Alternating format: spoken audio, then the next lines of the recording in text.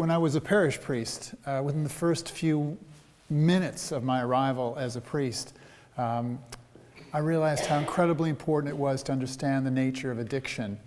I don't think a lesson can be taught more practically and more wisdom-filled than the work we end up doing in the company we experience when we're working with people who live with the reality of addiction. You can never know enough, or learn enough, or experience enough. It's a lifelong commitment to wisdom and to understanding. And many of my great teachers are people who live with various kinds of addictions, and I'm deeply in their debt. Thank you to all of them. And one of the people I'm indebted to is Bill, who in his wisdom has forged deep relationships with deep insights into the world of addiction and spirituality. For the next half hour, lifetime. Addicts, Recovery, and the God Question. Bill Macintyre. Bill, you're on.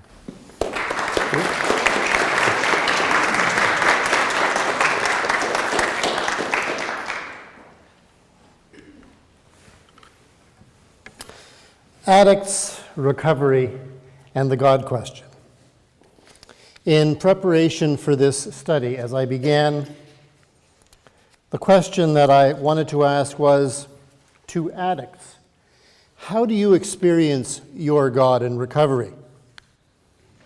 I became interested in this study while working with individuals who were either in the throes of addiction or in early recovery, and as well as the experience and the effects on friends and family for many who had died from addiction. I became passionate in trying to further understand what those who had achieved recovery could share about their experience with God. What did that look like for them? How did it, and what does that feel like? And what can they share about their struggle with addiction, which will help us as pastoral caregivers?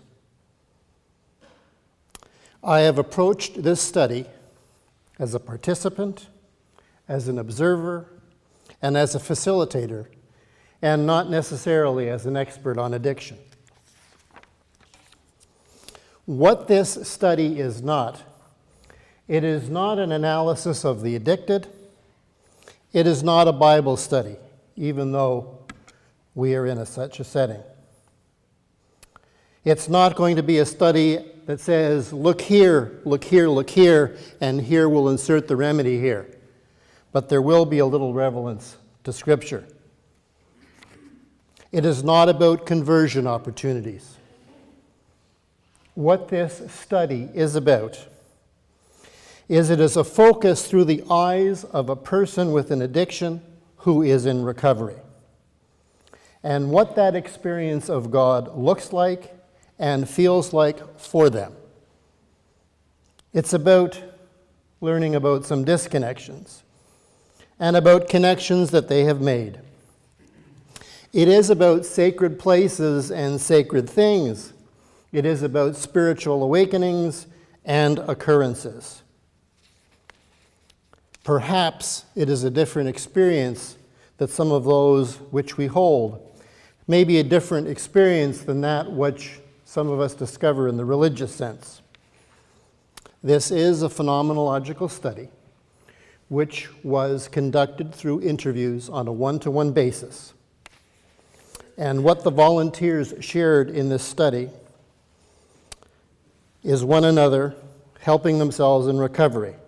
Their shared essence of their experience was they had all completed a 28-day program at the same facility. They rehabilitated in an abstinence-based recovery house, living in that environment in a 24/7. Their treatment included assessment, counseling, and aftercare with a staff of dedicated professionals. Those who volunteered to be interviewed for this study did so for several reasons. One of the major reasons they gave for agreeing to do this study and to participate was to help their fellow man, and hopefully make a difference to those who may be struggling and for those trying to help those who are struggling. They shared freely, they shared unabashedly, deeply, and willingly.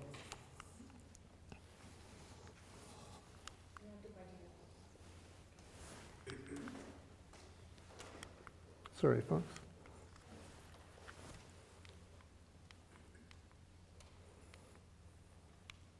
There we go. Thank you. There were several questions posed, and here they are. At first glance, they may seem a little similar, but if you look at them, there are certain nuances attached to them.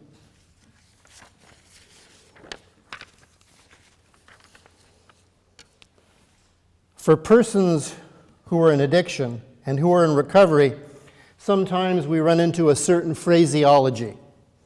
A phraseology which exists much the same as a phraseology which might exist in other domains. A lingo of sorts, if you will.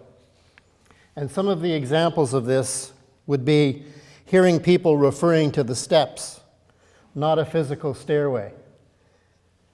Being clean, and that doesn't mean just having gotten out of the shower. Having a slip, which is not referring to an article of clothing. And the big book. They talk about the big book. Not a Bible that we know per se, but for some who in recovery might call their own Bible. Being in the rooms following the program. And a reference used by some of using or not using.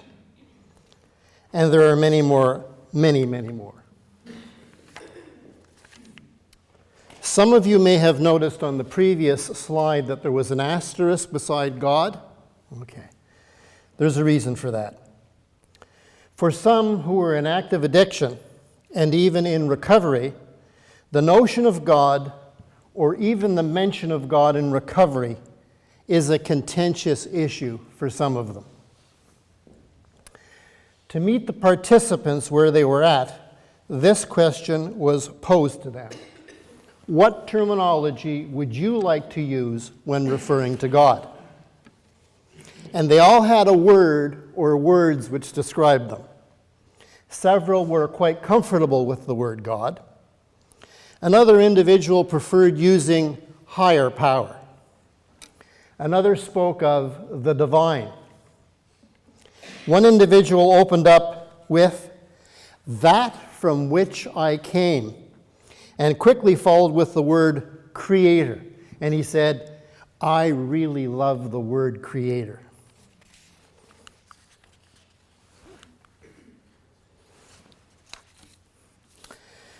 Several of the questions elicited a lot of discussion and a lot of feedback. One of them was this one.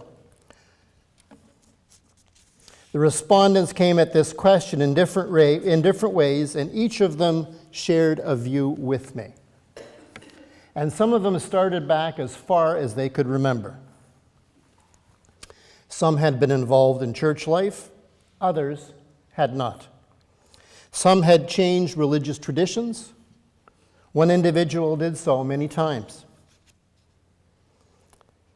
One individual began with a statement, "I had no experience with God growing up, and I identified as an atheist in university.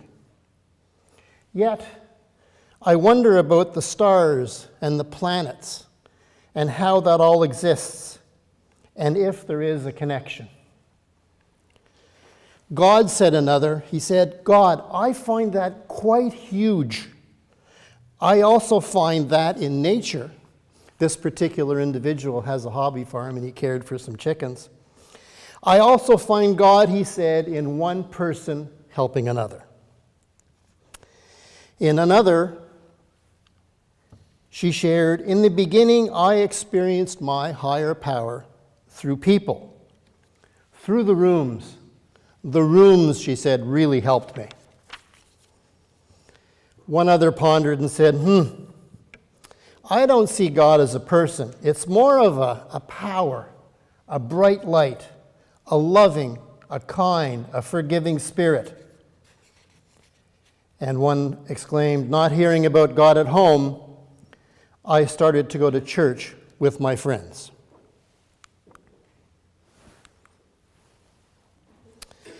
Curiously, in and around this point, once we had established the terminology of God, once they had began to share what their experience of God was, unsolicited, they wanted to share their experience of disconnects which they had and the challenges that they had encountered. In fact, some of them actually coined the phrase dark places and dark periods. Based on their descriptions of what this looked like and how this felt to them, this portion of the story was very, very important to them. They described a myriad of feelings, from isolation, fear, hopelessness, despair as examples. And many of them experienced darker places than this. One individual recounted, I remember in my darkest moments curling up in a ball on the couch in my basement, covered with a blanket that my mother had given me as a baby in the crib. Another said, I was going down a pretty dark road. I was looking to feel different. I had a resentment, and I felt that the world was against me. After my marriage ended, another spoke, I was kind of spiritually disconnected.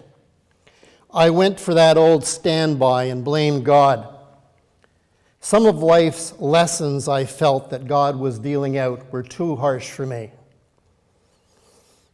Another also said, I expressed a constant state of disarray, a sense of foreboding, and a fear that I lived in for decades. In addition to dealing with other health issues, one person described arriving at a very, very dark place. In her words, she said, I got to the point where I wanted to die.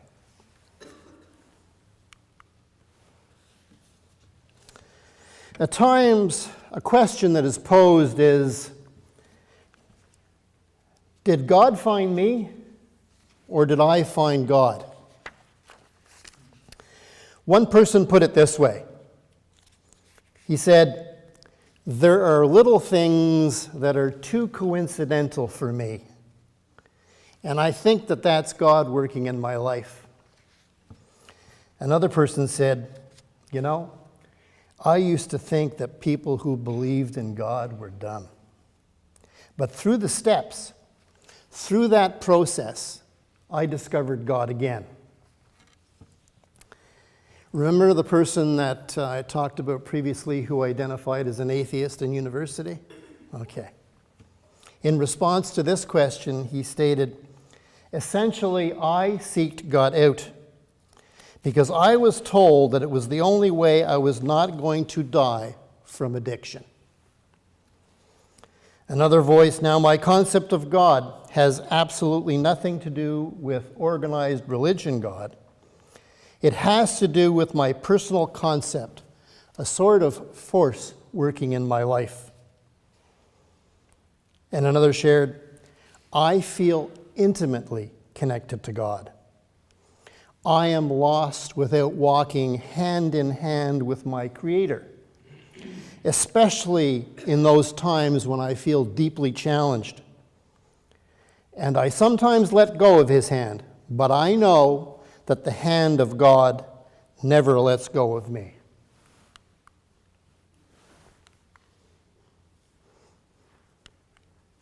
Technology and Bill. Sorry, folks. There we go. Each of the respondents spoke of a journey in recovery and what that journey was all about was action. Their recovery involved action on their behalf. This action included daily ritual. Prayer and meditation are a large part of that action.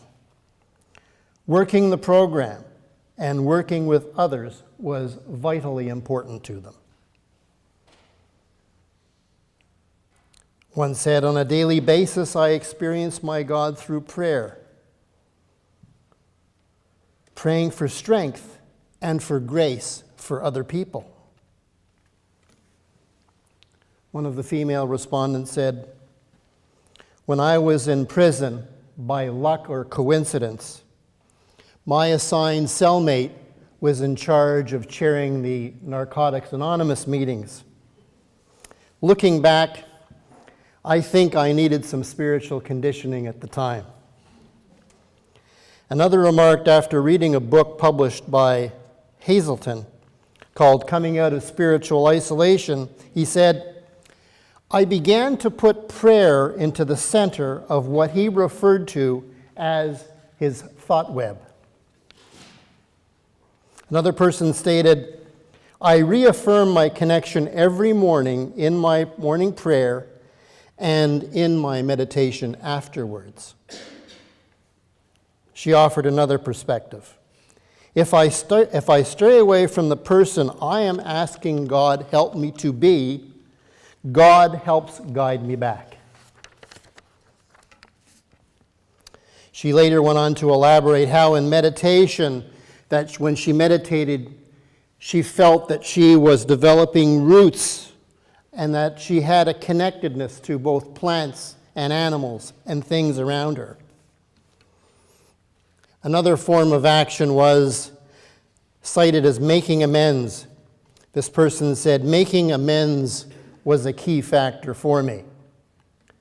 He also mentioned he was on a journey of what he referred to as ritualized actions, actions that my forefathers had been engaging in for thousands of years. He later said, I sometimes pray when amazing things happen. I will sometimes be brought to tears when interacting with a client, when there is an echo of the Creator. I will sometimes have to pause and pray and give thanks.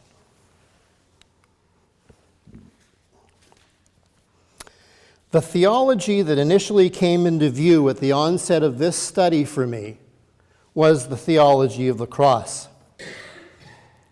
The relatability, if you will, of God in the human form of Jesus and human suffering. The theology of grace was also a factor, in that we are justified by faith. Jürgen Moltmann, in his book, The Crucified God, describes certain aspects of the crucifixion. He states, his death on the cross also enters into the situation of man's God-forsakenness. And Jesus did not die a natural death, but a violent death. And further, the suffering in the passion of Jesus is abandonment, rejection by God his Father. The location and the geography of Christ's crucifixion also came into view. Christ was not crucified in a place of honor. He was not crucified in a sacred place built by human hands. He was not even crucified in the city of Jerusalem. The great salvific moment, the great event, the crucifixion of Christ, occurred outside of the gates. In Scripture, we are told in John, so they took Jesus, and carrying the cross by himself, he went out to what is called the place of the skull. And in Hebrews, a little longer text, for the bodies of those animals whose blood is brought into the sanctuary by the high priest as a sacrifice for sin are burned outside the camp. Therefore, Jesus also suffered outside the city gate in order to sanctify the people by his own blood. Let us then go to him outside the camp and bear the abuse he endured, for here we have no lasting city, but we are looking for the city that is to come. And there is much reference about transformation that occurs with people who are on the move.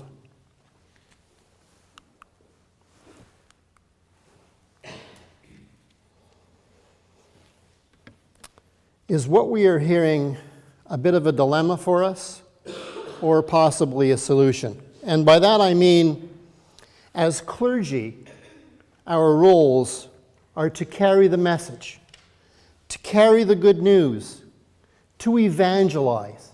It's a responsibility for us. As Luther put it, we are charged to teach the people what they need to know.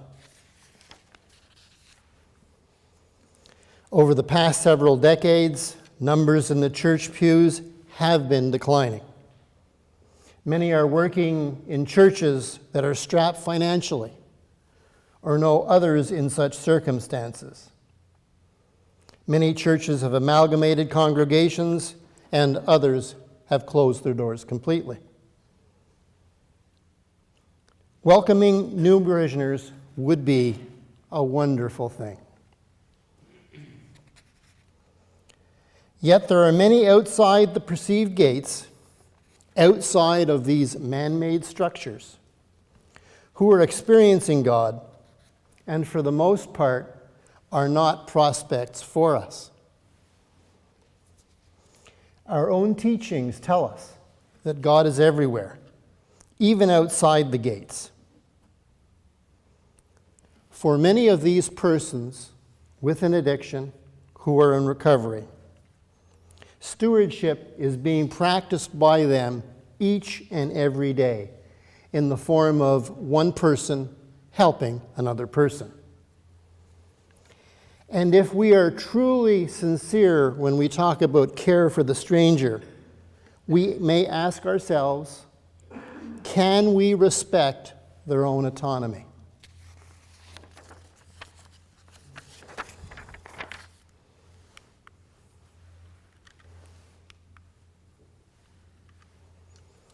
In Matthew's words, "Come to me, all who are weary and burdened, and I will give you rest." How may we help, or how could we help embody Matthew's message? In respecting the autonomy of those outside the gates, how as a community may we be inclusive and accepting? And in doing that, how might that look and feel for us? On this very note, I'm going to close with a popular prayer for those who are in recovery, and possibly for those of us who are discerning perhaps about parts of the message. God, grant me the serenity to accept the things I cannot change, the courage to change the things I can, and the wisdom to know the difference. Amen. I thank you.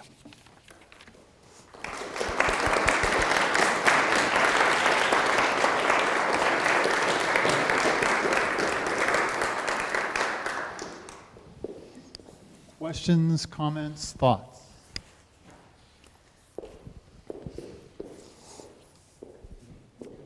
Thank you for that presentation. May I ask you some questions about your population group, the people who had single diagnosis, addiction recovery only, not dual Okay, I will diagnosis? do the best that I can.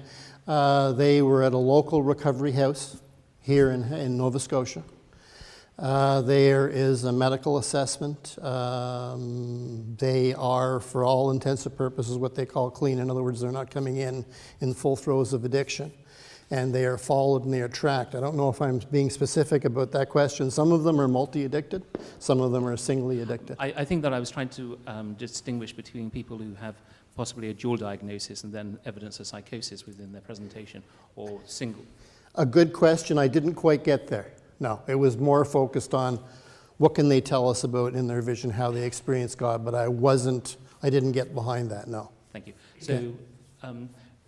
So am I getting a feel that the majority of your population were engaged in a 12-step model of recovery? That's correct. A 12-step and abstinence-based program, that is correct. There are reasons for that. I can share those after if you wish.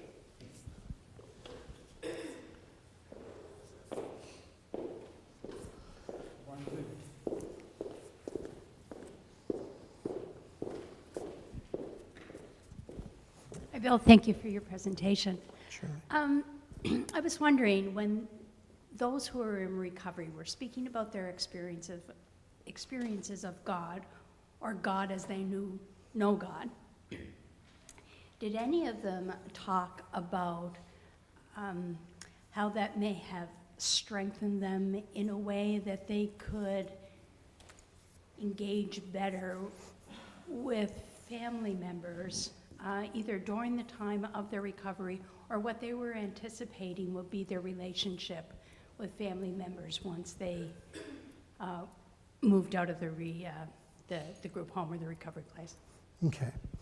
To the best of my understanding, although those things that you talked about are possible based on the success of recovery, it wasn't first and foremost in terms of relating to family, although there were many snippets, and I couldn't share all of the things, but some of them are more satisfied in terms of how they act as individuals, how they reacted with one another.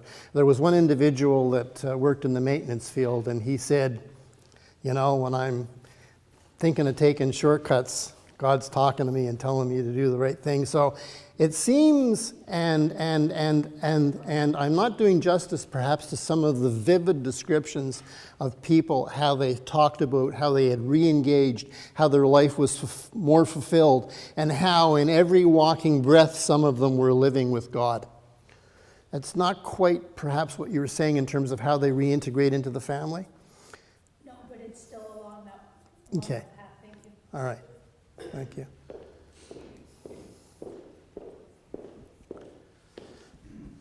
Thank you, Bill. You used a lot of terminology and phraseology that you said at Yes. the beginning, slips and steps and all these kinds of things. There's one term that you use that I don't know. Yes. And I wonder if you could break it down a little bit for us, and that's rooms. The rooms, okay. By grace, many of the parishes provide safe spaces for people to meet who are in addiction, who are in recovery. And for those who attend those meetings, they talk about the rooms, what they learned in the rooms, and who they met in the rooms. So that's the room. Now, it doesn't have to, it's not specific to church. I mean, sometimes they'll meet in community centers, but when they're talking in amongst themselves, the lingo is, the rooms really helped me, right?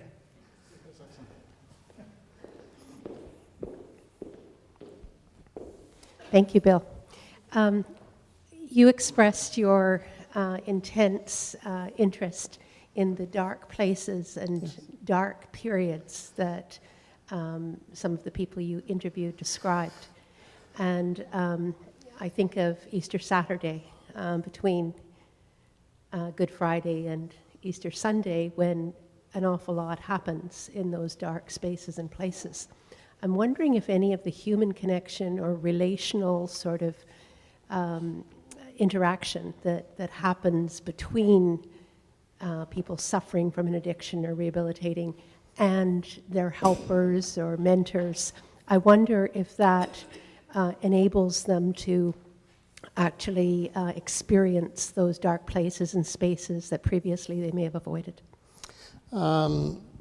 Although not part of the study and part of the presentation, there is a mentorship, there is sponsorship, there is working one-on-one with others.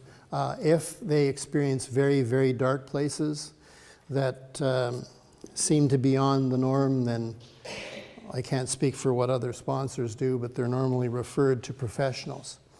But you do get into deep sharing, and there is a fifth step where they admit it to God, to themselves, and to another human being, the exact nature of our wrongs.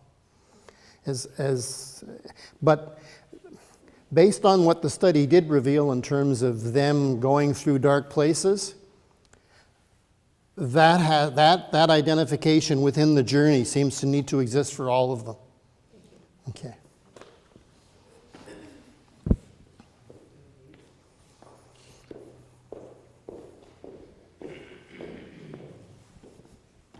Bill, as I understand the process with the journey, there's a key element is forgiveness, and forgiveness of self and of others.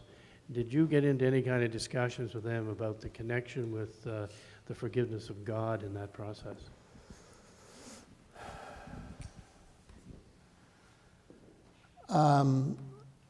Not specifically in terms of someone identifying that, but they touched on amends. They touched on the relationships that they do have. They touched on the dependency that they have towards a higher power. But I can't specifically recall that one question, although there may have been, but not specifically enough that I can recall. I'm sorry.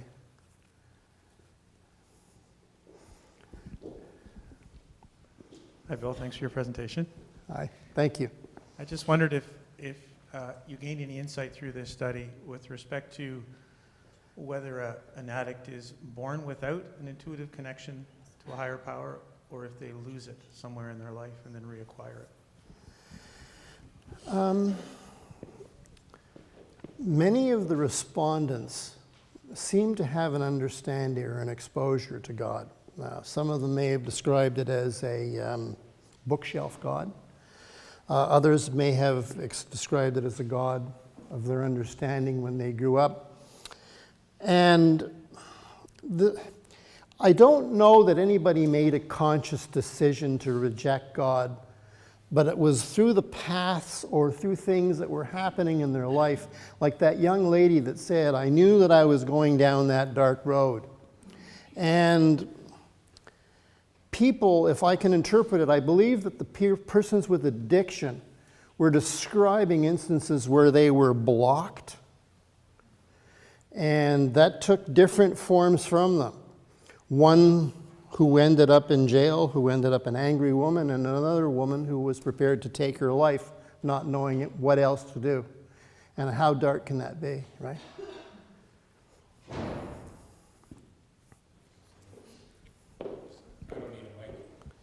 Thank you, Bill, for the presentation. I had a question.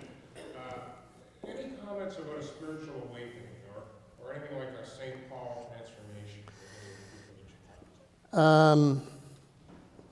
Not the lightning bolt or the flash of light type of experience that Paul is alleged to have experienced, but galvanizing moments where things that were occurred or people that were placed in their life or things that had happened were really changing for them.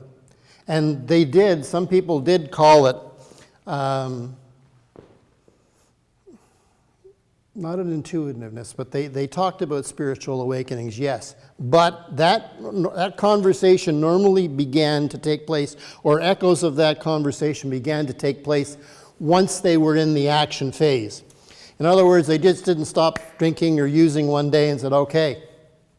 Now, they may have influence or whatever, but the spiritual awakening seems to be part of the process, because there was work and action in recovery based on what the respondents told me.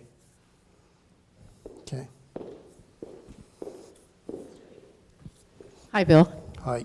Thanks for your presentation. Thank you. I'm somewhat familiar with the 12-step program. I understand that all of the people that you talked with are in a 28-day program. Yes. So in terms of the questions that you asked them, I'm wondering whether, as we look at the evolution of what their experiences would have been in terms of their experience of God, as they work through the steps, I would think it would change somewhat as they work through some of the steps, as they become Sometimes. healthy. Okay, Sometimes yes, Okay. sometimes And no. sometimes no. Okay, so were they all at the same step? Were they all working the same No. step? They were all working different steps? Yes. As they, okay. God is very different for a lot of people. What I can tell you is, although I profess that I'm not an expert, of all the people I have asked, whether they believe, whether they don't believe, whether they partially believe, whether they used to believe, they have an opinion. Trust me. Does that help? Yeah. Okay.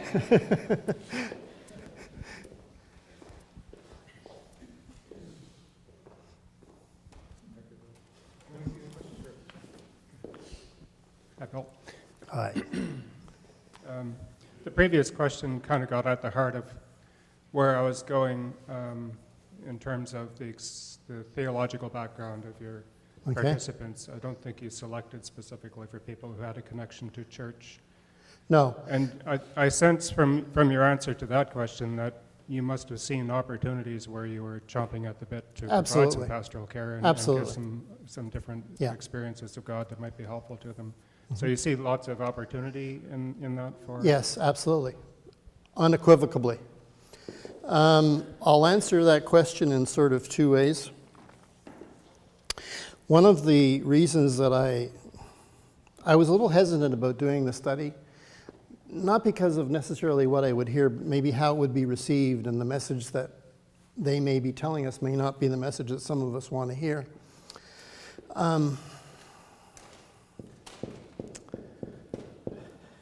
Where am I going with this now? So run your question by me again, because I apologize. I'm thinking about the opportunities for pastoral care. Yeah, I'm sure you were constrained in your... Yes, absolutely. A young pastor, and one of the reasons I did the study, a young pastor told me that she was fresh out of seminary, brand new to ministry, was placed in a rural setting, no infrastructure, no doctors, no hospitals, no nothing. And there was a family acting out in addiction. And when she arrived, was here, take care of this for us. There are people sometimes that will share unabashedly and do need pastoral care and sponsorship in a way some might consider as pastoral care. But part of what I was hoping for this study was that through the eyes of persons with an addiction, and there's not a lot of information out there that I could find anyways, at least in 3 to 6 months. There's most probably more if I looked over a few years, but there's still not a lot.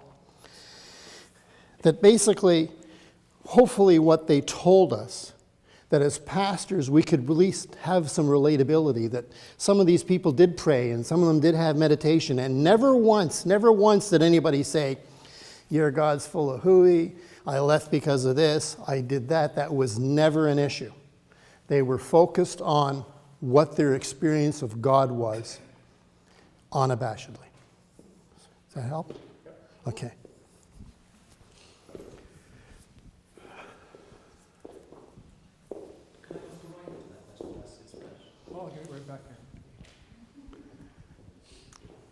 Hi, Bill. I just want to thank you from the bottom of my heart for this presentation. I'm someone who is in recovery, and you've really hit a nerve here. And listening to some of the questions has really made me wonder.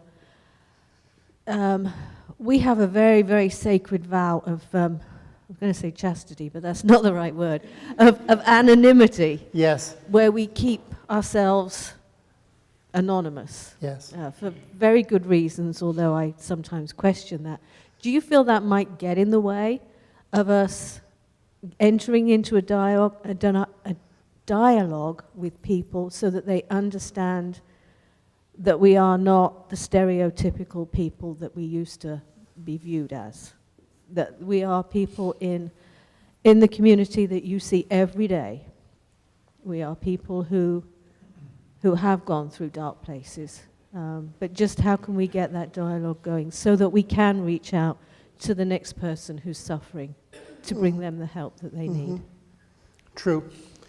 The anonymity factor was very important. I did the best that I could for my respondents to protect their anonymity. That didn't seem of a concern to them, but it was important to me, and it was important to the Research Ethics Board. And anonymity, extremely important. And as you've discussed, people seem to not have a need to necessarily break their anonymity if they're in recovery. They do it on a need, what it seems to be a need basis. But one of the focuses of this study was that these people are willing to work with other people. They work with the co-addicted, with those people who are in recovery. But I often wonder sometimes, although we share our churches and have meeting spaces for these people, is there much interaction? Is there the we? Is there the they? And how should we approach that? Should we be proactive? I know that in the local community, I believe that there are groups, or there's a group of people that meet with professionals or meet with other groups to sort of talk about that. So it's in baby steps, but it may not be complete dialogue. And I'm guessing that for those who are passionate enough in terms of helping others, the anonymity may or may not be a factor for them. Am I close? Okay. Just a couple more questions. Did you get it? I lost outside session. Okay. Go back? Okay, great, super, great, thanks.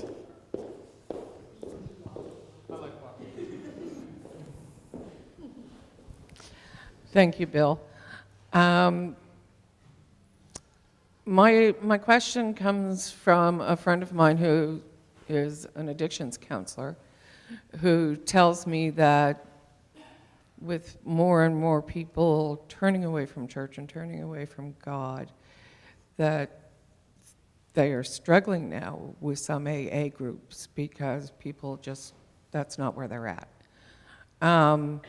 So was it part of your criteria that the people had to have had an experience, a godlike experience? No. In fact, what I did was, at the suggestion of my consultants, I did not pick the participants, so there was no bias on my part, and it was not a criteria for selection or deselection. Some of the respondents still don't have a label for what they experience as their higher power. Some do. But no, it was left up to one of the consultants to pick, and we got a very, very diverse group. Okay. Other questions? Start over here. The Yale theologian George Lindbeck has this idea of at least three models of religion, and it seems to me that the AA model of God is firmly within the experiential, expressive model, and there's other models like a cognitive, propositional, or like a cultural linguistic. Yes. And I wonder if you had the chance to do any broader reflection on how this fits within a particular model for ways of speaking and thinking about God, and not in other kinds of models. Much the same, thank you. Much the same as what Shirley just alluded to. There are actually groups out there who've got a big problem with the God question. In fact, they've taken God out of some of the steps. They are agnostics. They don't feel that a higher power, if you will, is in the purview. They continue through self-knowledge. I know a lot of the people that I interviewed that said through self-knowledge, and I'm trying not to be biased here. The people that through self-knowledge ended up back where they were. So basically, it came to believe that a power greater than themselves could restore them to sanity, whatever that looked like for them. Some people experienced through nature, as I said. Other people, it was a deity, and others, it's a bright light or a spirit of good. And I don't know that that answers your question, but I haven't proceeded further than that. Okay. Let's take, see one more hand.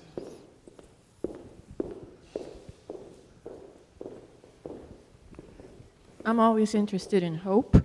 Yes. And you didn't say anything about hope, but when you went back and you talked about the agnostics, do you know if the agnostics had hope and maybe the folks who were centered on God had hope and the agnostics maybe didn't have hope?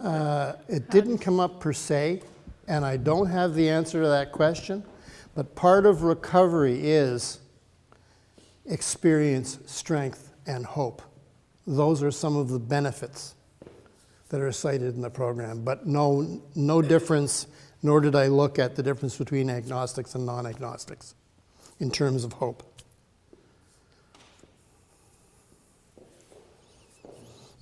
So Bill, how were you changed by this experience?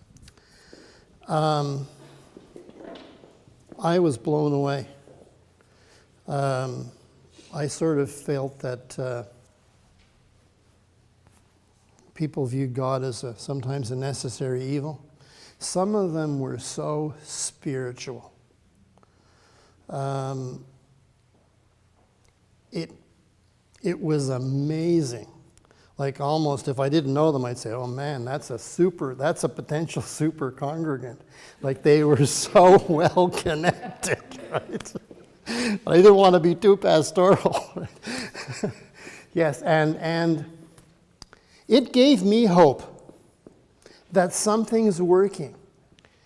And it wasn't part of my study, but I said, son of a gun, is that the Holy Spirit working in these guys' lives? But that's not part of the study, that's just a personalism.